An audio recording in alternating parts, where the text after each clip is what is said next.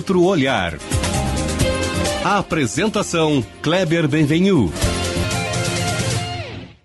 Olá, bom dia família Bandeirantes, bom dia para você que nos escuta na intimidade do rádio e também que nos acompanha aqui pela internet. O Rio Grande do Sul há anos vem fazendo reformas estruturais para vencer a crise, também estrutural, que se abateu sobre o Estado, a crise financeira. Um a um, desde lá o governo Sartori, os problemas vão sendo descortinados e enfrentados, não sem dor, não sem oposição, não sem incompreensão, mas tanto o executivo quanto o legislativo, em sua maioria, têm se mostrado abertos a continuar arrumando a grande casa gaúcha. E nesse cipoal, eis que chegou a hora do IP Saúde. A água desse copo transbordou e está ruim para todo mundo. Médicos ganhando pouco, usuários reclamando, governo tendo que inteirar a conta todo mês e um efeito cascata em todo o sistema de saúde gaúcho. Então, o IP hoje, vejam vocês, é responsável pela assistência médica e hospitalar de 1 a cada 10 gaúchos. Então, nós vamos lançar um outro olhar transparente durante esses 30 minutos para o tamanho deste problema e também para as sugestões que o governo está propondo para enfrentar. O meu convidado é o Bruno Jatene, presidente do IP Saúde, servidor do Estado desde 2010, com um currículo denso, um currículo acadêmico, profissional, este paraense de nascimento que comanda desde o ano passado e tem a missão de dar um caminho melhor para o Instituto. Teve também uma densa carreira na iniciativa privada. Bruno, bom dia, em primeiro lugar, obrigado por estar aqui conosco. Muito bom dia, Kleber, obrigado pelo convite. Eu estendo os meus cumprimentos também a toda a tua audiência, àqueles que nos ouvem e nos assistem nesse momento. É prazer enorme estar aqui. Maravilha. Bruno, vamos começar assim por um diagnóstico geral, né? Eu sei que só isso talvez desse um programa inteiro, mas nos resume um pouco a situação do IP hoje, né? De onde vem o dinheiro do IP, para onde vai, por que falta, né? Eu vi que é orçamento de 3,2 bilhões, 978 mil usuários ativos, 8.700 prestadores da rede credenciada, mais de 6 mil médicos, 244 hospitais, 660 laboratórios, 55 pronto-socorros e 608 clínicas. É disso que estamos falando e nos dá um diagnóstico disso tudo, Bruno. Bom, Kleber, nós temos hoje o IP Saúde numa situação que precisa ser encarada do seu ponto de vista histórico, né?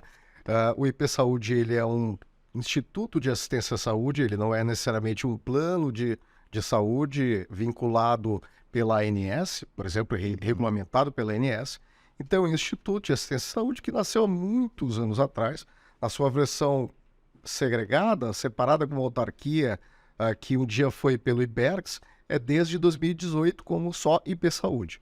Mas, na verdade, essa situação, esse instituto como assistência à saúde, ele existe há muito mais tempo. 60 anos mais ou menos. Exatamente, em torno de 60 anos.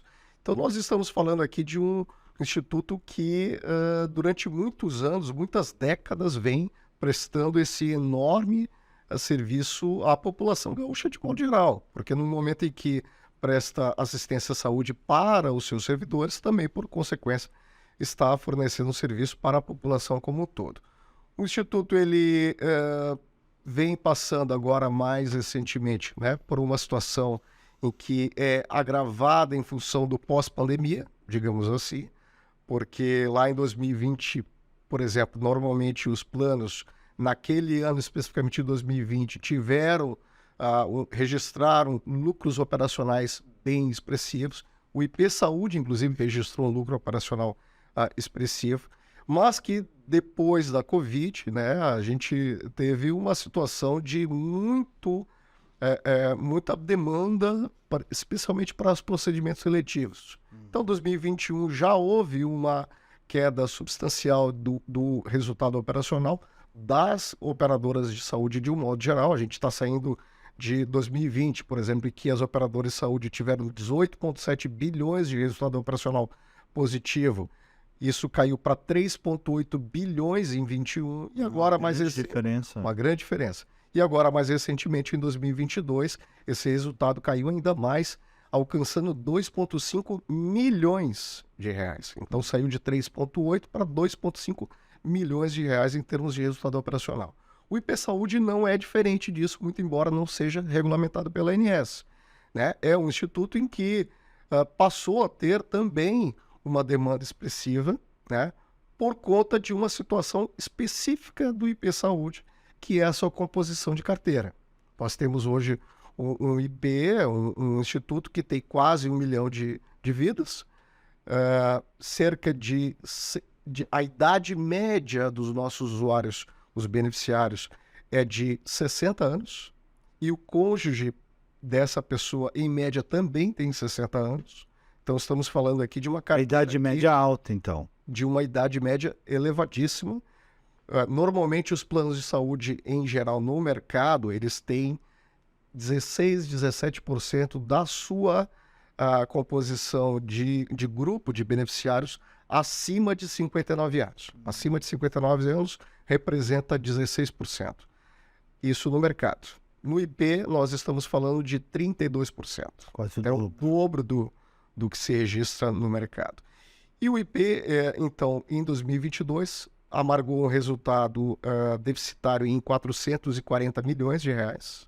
Quer dizer, faltou 440 milhões entre o que é arrecada e o que gasta, é isso? Exatamente. Em média, um déficit mensal de 36 a 39 milhões, né?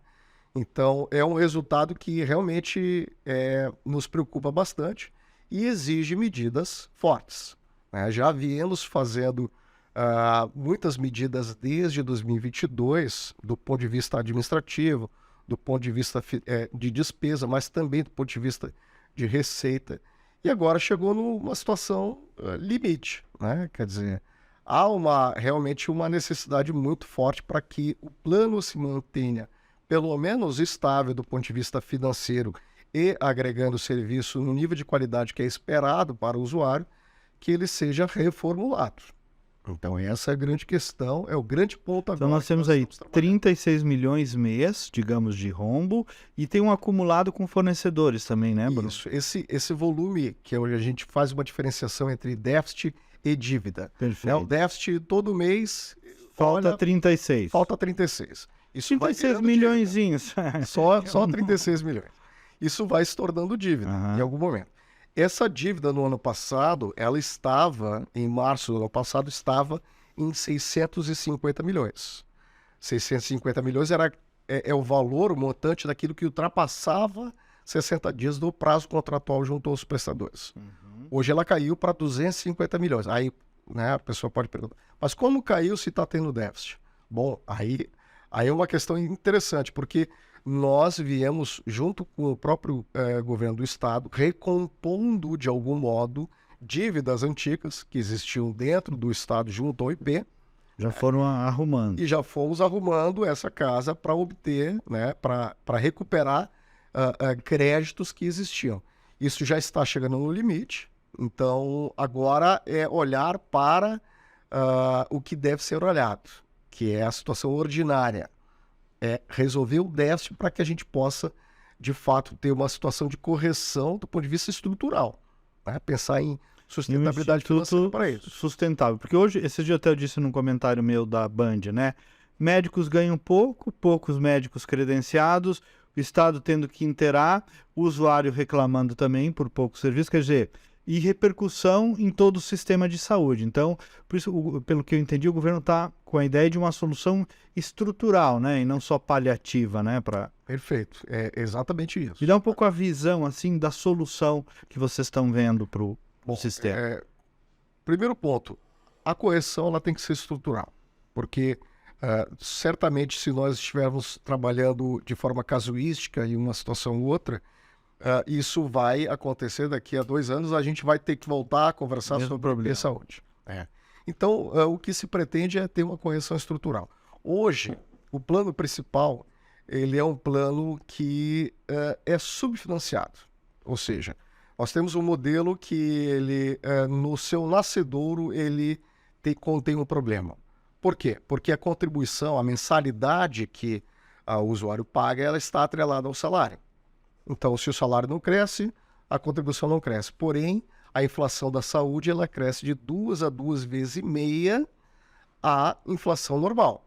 Então, a gente já tem um problema de descasamento, né, descolamento da receita e da despesa por conta disso.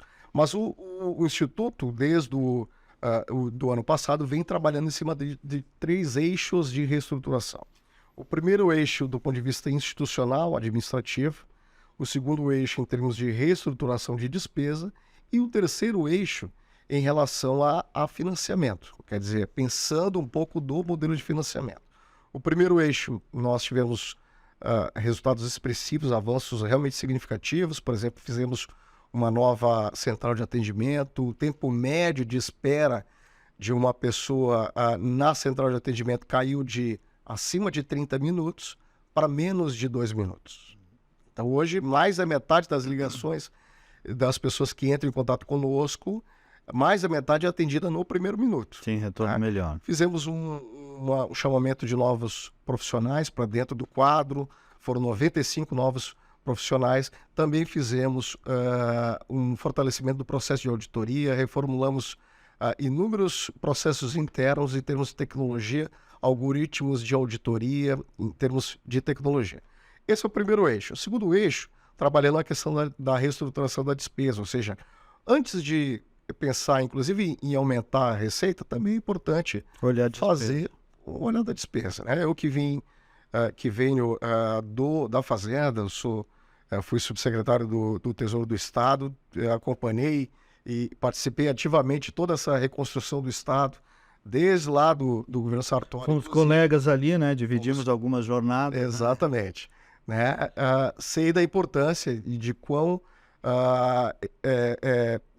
importante realmente é esse papel de trabalhar o ajuste. Né? Você olhar o ajuste fiscal, fazer o dever de casa, o tema de casa, para poder consertar um pouco essa despesa. Então, reestruturar isso. Fizemos isso fortemente no ano passado, houve um desgaste grande com os próprios hospitais em relação a isso. Né? Fizemos a implantação de novas tabelas, corrigimos algumas coisas para cima, outras para baixo, em termos de remuneração. Então, esse trabalho foi feito e continua sendo feito. E vai continuar. Isso é permanente, né? Permanente. Controle de despesa é permanente. É que nem unha, você tem que estar cortando tudo. Né? Bom, e agora na receita, esse é o grande ponto, né? Que certamente está dando muito o que falar. Por quê? Porque nós precisamos... É o preço que o usuário paga, né? Exatamente. Além de cobrir o déficit, você precisa também corrigir para algumas despesas do ponto de vista de relação com os prestadores, para poder viabilizar um plano, um instituto que realmente atraia e seja compatível com a própria necessidade da população que é atendida, né? As pessoas que são atendidas ali. Então, nesse ponto, no modelo de financiamento, nós estamos discutindo exaustivamente, diariamente, com todos os partidos, com todas as entidades sindicais, com as entidades médicas, hospitalares, para poder encontrar uma melhor equação. Né? As partes interessadas, todas elas praticamente estão no momento de avaliação, de reflexão a respeito disso, quer dizer, de entender que o que se está pondo em termos de revisão do modelo de financiamento tem o propósito de não apenas aumentar a receita, mas também de melhorar a assistência à saúde. Exato. Né? O Instituto, há uma série de questões que, com o tempo, foram ficando defasadas. Por exemplo, hoje o Instituto não atende, não permite, não presta o serviço de home care, não presta o serviço de multidisciplinar, né? Espectro autista e tudo mais. Não atende também, não tem uma ambulância para poder fazer deslocamento, transferência. Então, são aspectos que a gente precisa avaliar.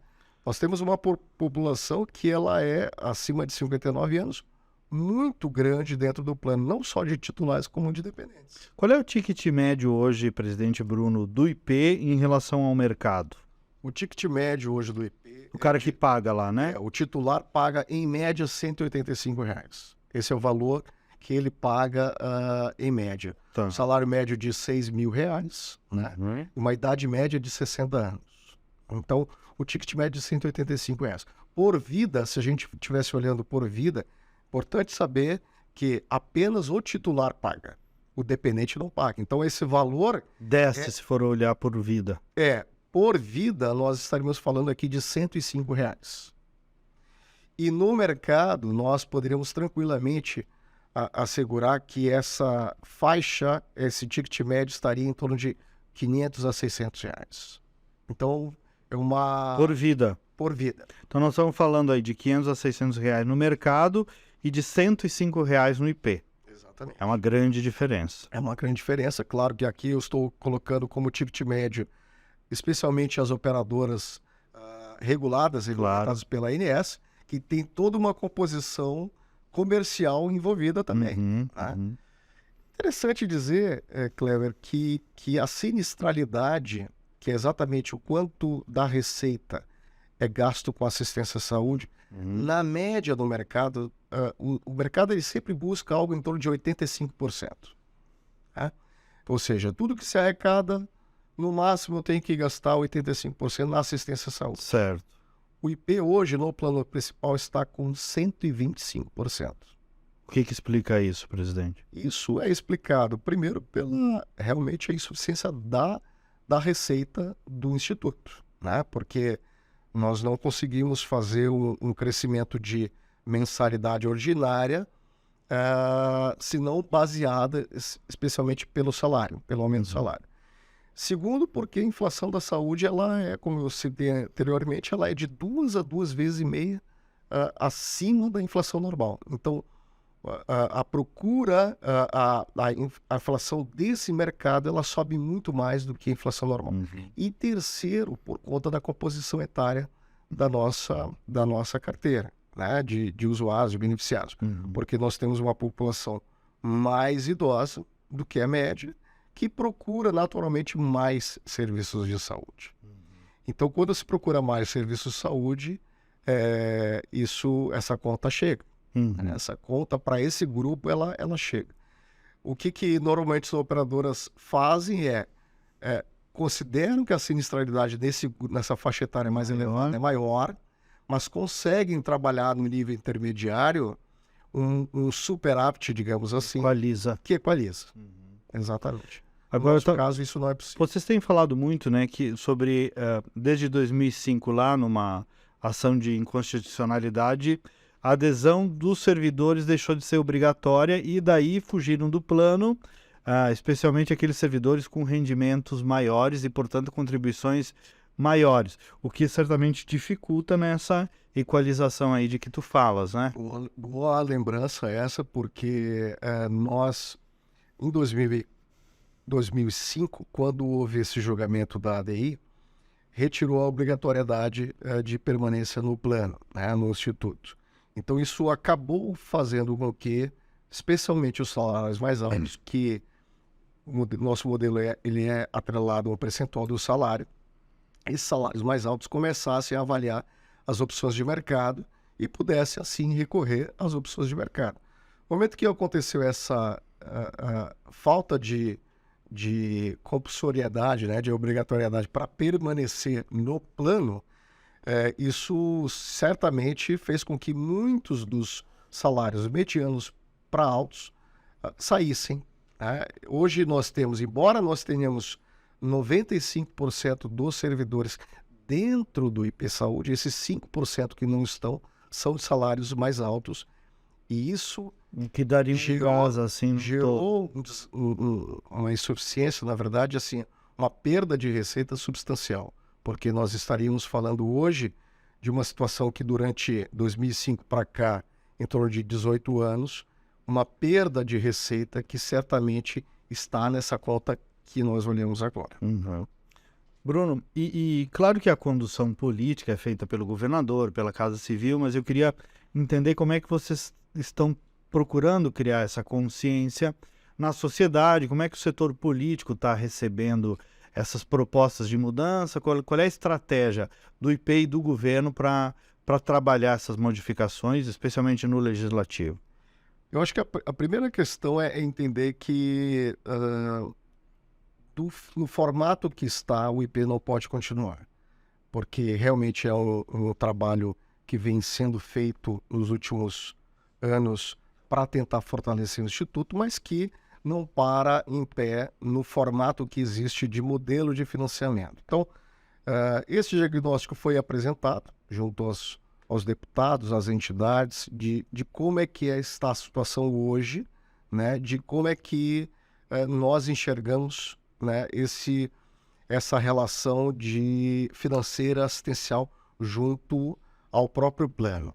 Mas esse diagnóstico ele foi tratado, ele foi apresentado e nós temos tentado, logicamente, trazer todas as informações de forma transparente. Inclusive, eu mesmo, com o próprio Conselho de Administração, tenho apresentado inúmeras informações para poder, ali, tem representantes das entidades sindicais, do governo, dos poderes.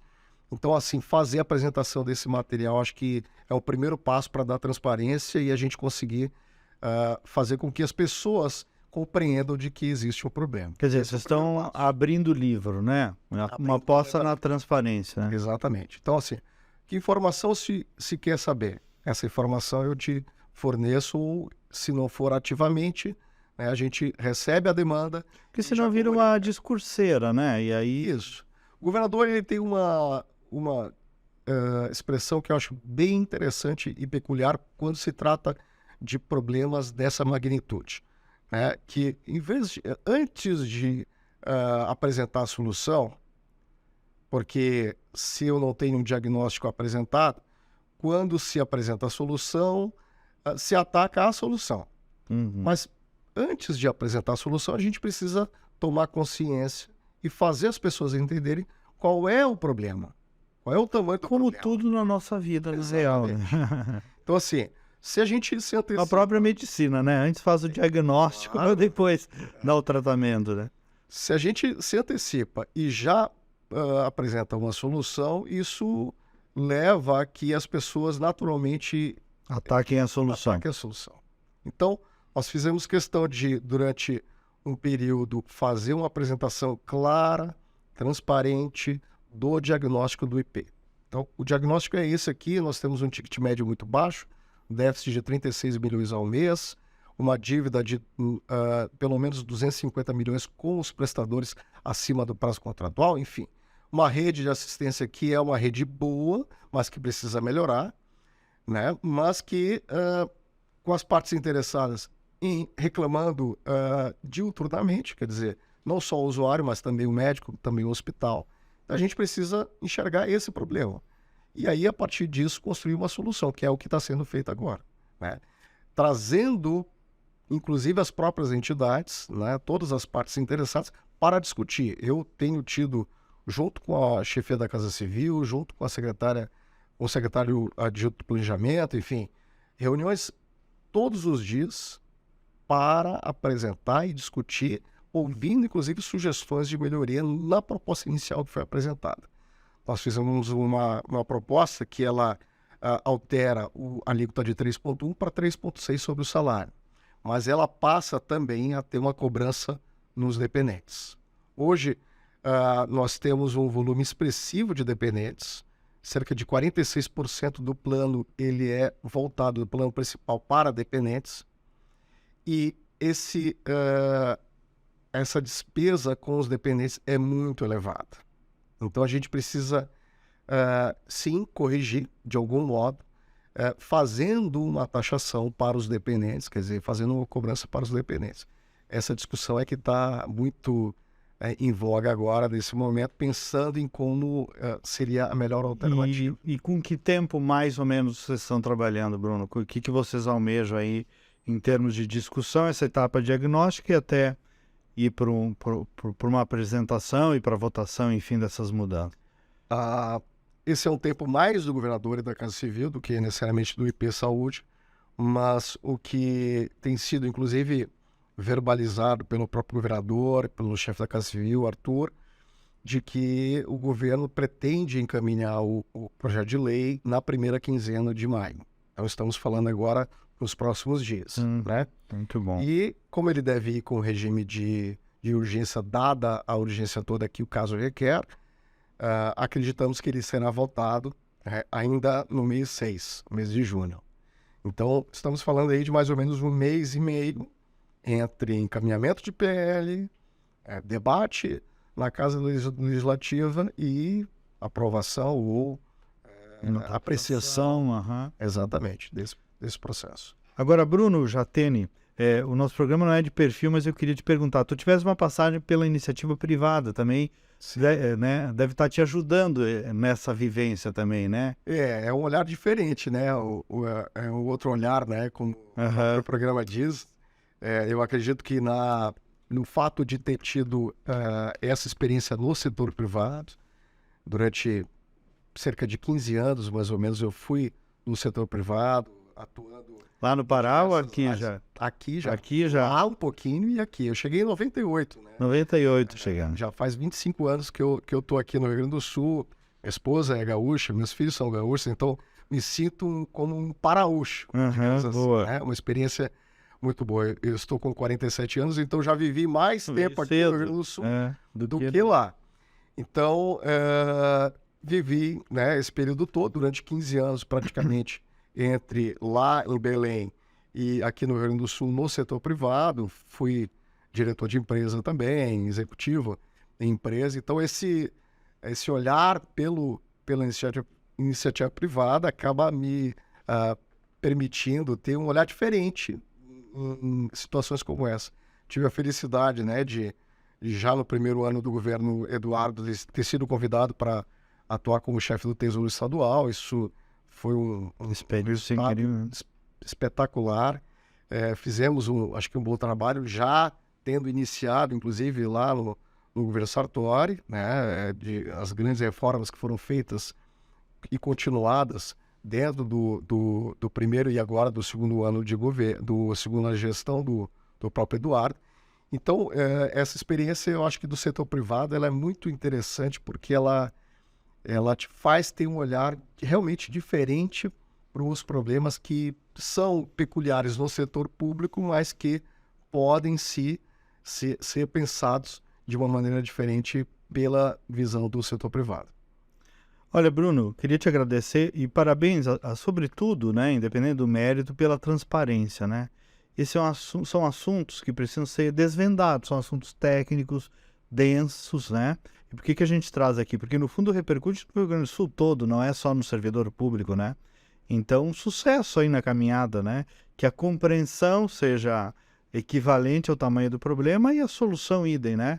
Parabéns aí pelo teu trabalho, pela postura também, importante isso. Obrigado, Kleber. Queria te agradecer pela oportunidade também e dizer que nós estamos tentando, na medida do possível, trazer todas as informações, não apenas para o servidor público, mas para a sociedade como um todo. Como tu falaste, hoje o IP ele tem cerca de 1 a cada 10 pessoas, 10 gaúchos é atendido pelo IP. Mas a repercussão é muito maior, porque nós estamos falando aqui também de hospitais, de clínicas, de médicos. Existe todo um setor da saúde aí envolvido que exige muito equilíbrio para que se tomem as melhores medidas. Espero que a gente vá nesse caminho. Muito bem, acho que o nosso programa contribuiu para mastigar um pouco melhor esses assuntos todos com outro olhar. E nós voltamos no próximo sábado com mais uma edição. Bom final de semana e até lá!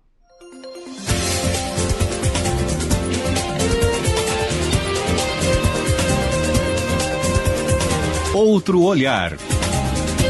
A apresentação Kleber Benvenu.